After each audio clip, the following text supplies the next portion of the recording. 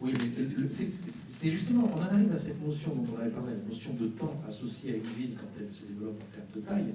L'artère est tout simplement une nécessité intrinsèque à une ville de grande taille pour qu'on puisse aller du début à la fin de la ville. Sinon, si nous étions tous amenés à faire des flux, la ville serait totalement encombrée et ça passerait pas, on serait totalement rejeté. Donc ça veut dire que limiter une ville à des rues dont on peut voir la personne sur le trottoir en face, c'est limiter ipso facto sa taille. Et à une taille qui n'est pas nécessairement beaucoup plus grande que celle de l'intramuros Saint-Malo. Pour ces côtés, ce qui est une ville tout à fait agréable, ça va avec une ville d'un certain type. Mais il n'y a pas la notion de méta-ville, qui est la notion de ville constituée de quartiers, elle-même constituée de superstructures, etc. Mais quand on hyper-rationalise, je vous dirais, il n'y a pas moins... Il n'y a pas de ville qui ait moins de personnalité qu'une ville américaine standard. Oui. Vous avez un quadrillage, point barre. Voilà.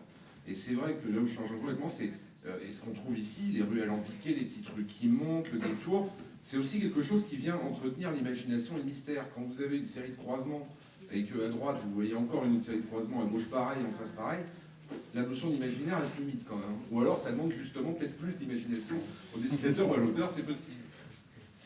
Il y a des villes, comme par exemple certaines villes décrites par Ford, etc., en Angleterre. L'Angleterre en a donné énormément, où par exemple, on a une couche de gens qui vivent sur les toits.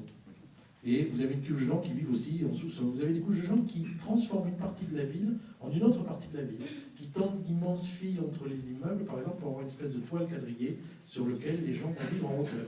Non, mais Ossine l'a dit tout à l'heure, ça dépend aussi de l'histoire d'une société, là. Et là, c'est plus le problème de la ville. Au début du siècle, la chambre de bonne, par définition, c'était pour les gens pauvres. Et vous aviez les riches qui habitaient au rez-de-chaussée. Aujourd'hui, et Ossine en a parlé tout à l'heure, les gens privilégiés vont vers les terrasses, vers les toits. Et la pauvreté redescend. Pour une raison très simple, on a inventé entre-temps l'ascenseur. La raison, c'est vrai, mais c'est une chose idiote. Ne pas oublier que la chambre de bonne était située là-haut parce que c'était une facile volonté. Tout simplement. C'est clair. Mais ça pourra évoluer, c'est sûr. Et donc, à un moment donné, on se retrouve, nous, à inventer des villes, à se poser quelquefois des problèmes où on dit j'invente une ville parce qu'esthétiquement elle me plaît, parce qu'oniriquement elle me rappelle des choses, parce qu'elle me permet de construire tel type de, par exemple, de stratégie ou tel type d'histoire, de péripétie, mais est-ce qu'elle est réellement vivable ?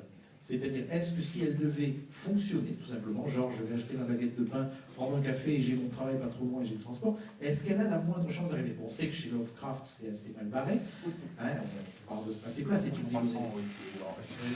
Mais je dirais, même les villes que tu décris, ou la ville que l'espèce de mégalopole monde que tu décris ne fonctionne pas.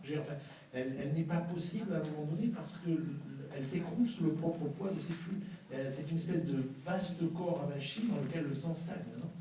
Je ne suis pas certain de ça, c'est-à-dire que précisément, Nicolas en a parlé, il vient du jeu de rôle, et le jeu de rôle nous oblige aussi à penser la ville pour s'y déplacer, et cette stratégie en amont dont tu parles, au même titre que, je reviens à Richelieu, parce que c'est ce qui m'a fondé beaucoup sur le rapport à la ville.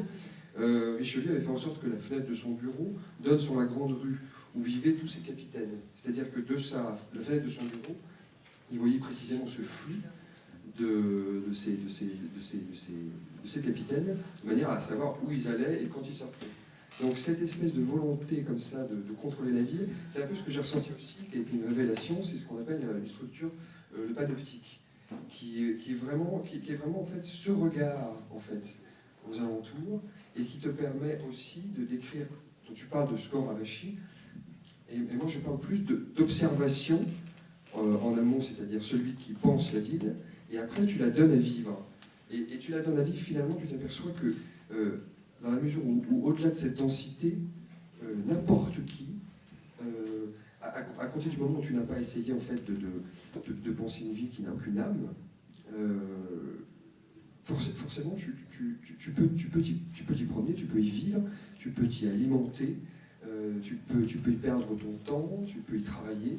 Et ça c'est quelque chose, je crois, qui jaillit aussi de cette volonté derrière le roman, entre autres, de la vocation du jeu de rôle, qui est de dire on écrit notre histoire. Et c'est ces milliers de points de vue qui vont être ceux, en l'occurrence des joueurs, qui vont faire... Nous, on a eu un guide abîmois avec Gérard Trignac, illustré par Gérard Toignac, et qui, sur le même principe que le guide des cités obscures, c'est-à-dire une espèce de routard, précisé pas.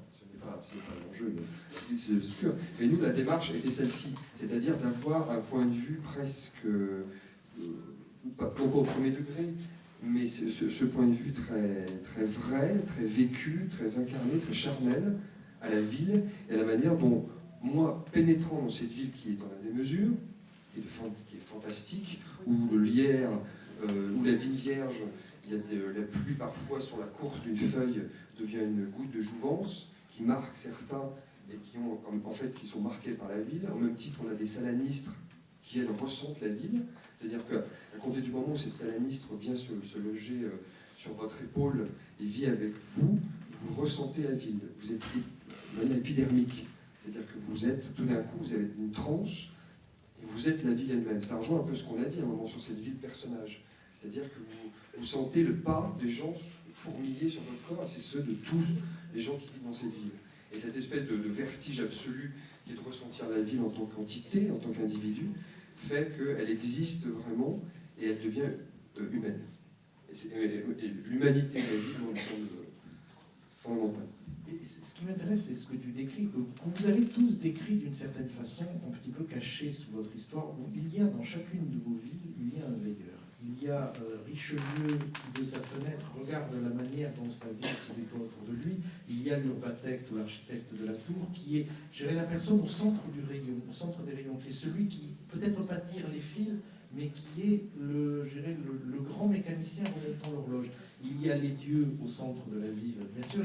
Il y a ce regard, il y a ce que tu as fait toi, bien évidemment. Il y a chez Louis Magan les personnes qui sont au dernier étage et qui regardent les bas-fonds. Et il y a même ceux des bas-fonds qui contemplent. Mais il y a quelqu'un toujours qui incarne la ville elle-même dans ce qu'elle peut avoir de décision, d'ordonnancement, je sais pas, de compréhension de son propre mécanisme. Et ça, c'est une chose. Est-ce que dans la vie réelle, les villes ne fonctionnent pas de cette façon-là? Est-ce que ce n'est pas l'envie que nous avons, pour répondre à ta question d'écrivain, de nous mettre à la place de cette personne qui a organisé la ville autour de lui, ou qui se trouve en position de l'organiser, parce que d'une certaine façon, nous avons envie d'être les grands architectes de cette ville-là? Est-ce que ce n'est pas le sentiment que vous avez? Owen, est-ce que ce n'est pas ce que tu ressens?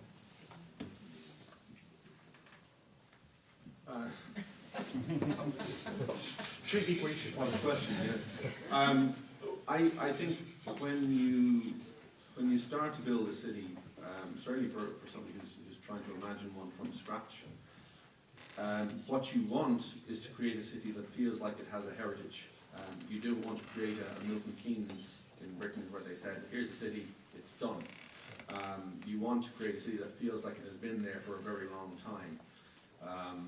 And when a city has been there for a very long time, some parts of it were conscious, and Paris is a perfect example, parts that were consciously built and very well planned and designed, and other parts were organic and just got out of control. And to capture that in setting up your location can be quite difficult, but it's also imagining the bit that got out of control is the most fun. So in building Ash Harbour in Liberté-Servier, the logical part, the part where people planned and they thought and they were quite socialist in the way they tried to build a city and keep it alive, that was all very well.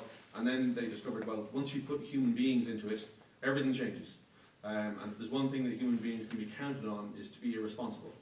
So they made this city that was supposed to save the people of the world, and at the same time they populated with human beings, all of whom wanted their own thing.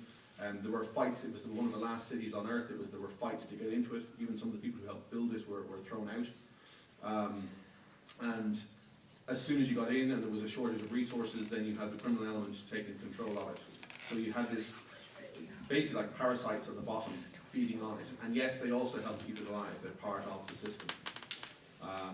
And that was, for me, in any of the settings, I've developed numerous different settings. In any of the settings, part of it is logical and planned, and then part of it you're trying to imagine, all right, now let's try and be real about this. If we stuck some, not even human beings, but living beings in, what would happen then?